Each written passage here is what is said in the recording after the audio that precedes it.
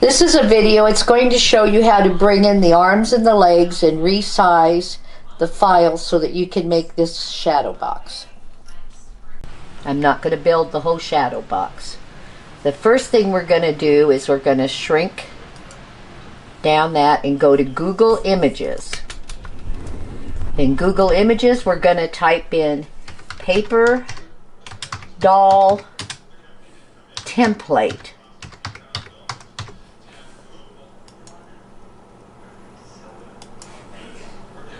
And you're going to come up with all of these to look through them.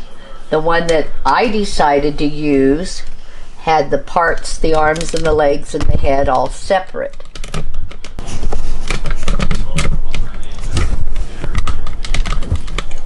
Okay, this is the template that I want to use here. It's got legs and arms separately, and you can right click on it and save picture as, and you can, I load it up into a folder called my silhouette folder, and I'm going to change this so I can find it easier. Paper doll template. Okay, so now we're going to close Google Images and we're going to bring our software back up. You're going to go to File, Merge. You're going to go under Silhouette folder. Let's see, I got to go back. Okay, here. And now we're going to look for the paper doll template. Paper doll, Carol. So I hit OK and it brought it in here, and now you're going to go over and click on this little icon over here that's called the Trace panel. You're going to click on that, hit Select Trace Area, and then you're going to come up and highlight both arms or one arm, it doesn't matter.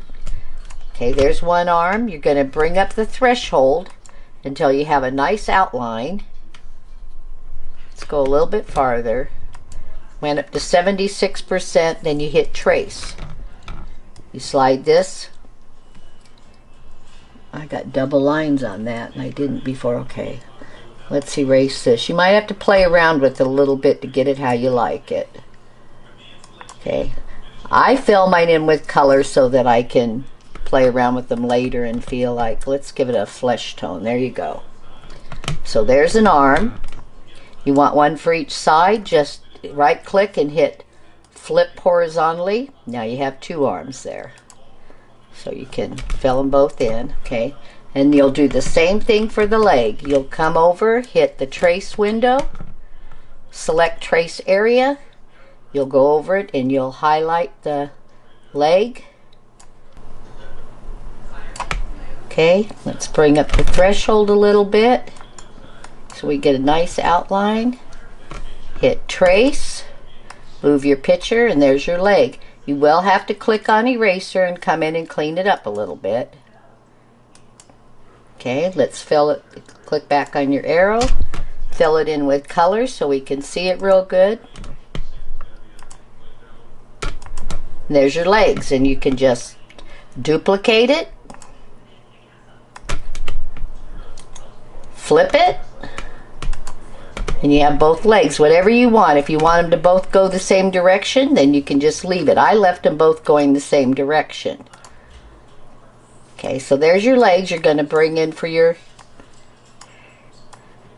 we'll get rid of this one here. I don't know why it doubled it. And then your arms, we'll bring them off to the side.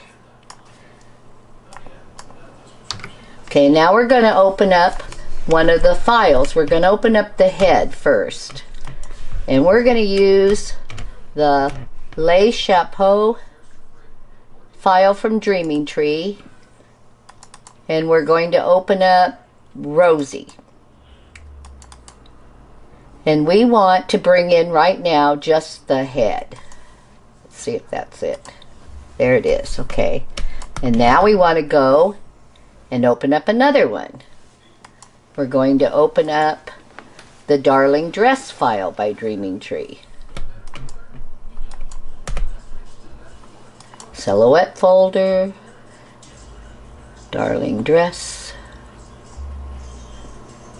right here. And we're going to bring in, let's see, patterned. Okay, here's part of the dress. So you're just going to bring it up here. It'll be on top. You're going to click and highlight Rosie. And you're going to grab a corner. Make sure corner, and you're going to bring it down. And then you're going to move the dress over until it looks pretty appropriate with her size-wise. You see, we still got the pearl necklace showing, and then you may have to, when you glue it together, you may have to trim this off. Now, so you have her, now you want the arms.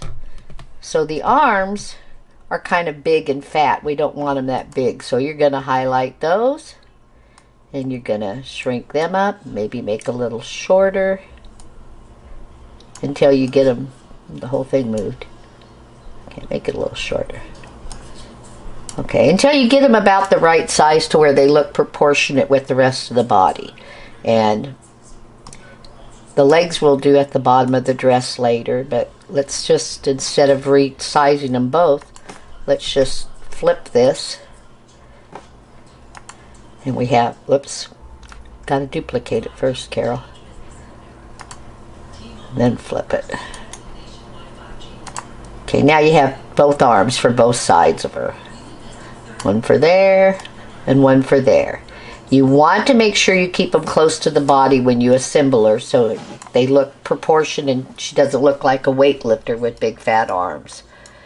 Okay, so you got your arms ready now. Let's delete the original one here.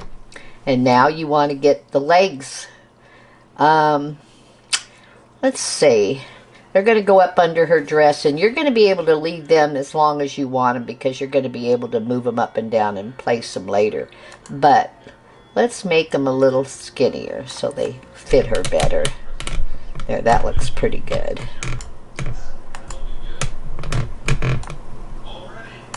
And then later, when you put the shadow box together, you may want to take one, and you may want to angle it. That's how what I did is I angled it just back like that so it kind of will look like she's walking. So there you have your dress and your bust, your arms and your legs. There are other parts to the card that you're going to have to bring in, and you're going to resize them just like the rest of her hat. You're going to have to bring it in and resize it to fit your new bust. I'll show you one part of that. Go back to Rosie. Sometimes I have all three files. I'll have the high heel file open, the dress file, but you don't have to do them all at once as long as you leave something there to compare the size to. So Rosie's hat. Okay. Let's see. Those are the flowers. Laid white blush. Okay, here's part of the hat. See, that's going to be way too big now. Well, we know we're going to bring this to the front so we can see. Bring to the front. There. We know that it's supposed to fit right there, so we bring that over it. Then we highlight the hat, and we start shrinking it down until we get it to fit. That's pretty good right there. It has to fit that little bump on the side, and each, yeah, she might have to be just a hair bigger. That's pretty good. So now that shrunk that down, and it also shrunk down the elements of the dress that go on her shoulders. And you'll bring the rest of the hat in and do the same thing. You'll just place it. Part of the hat has the trim and the feathers, and it has her lips. And when you size down the trim to fit there, it'll size down her lips and everything right along with it. Anyway, that's how you bring stuff in and resize it in your silhouette program. Thank you.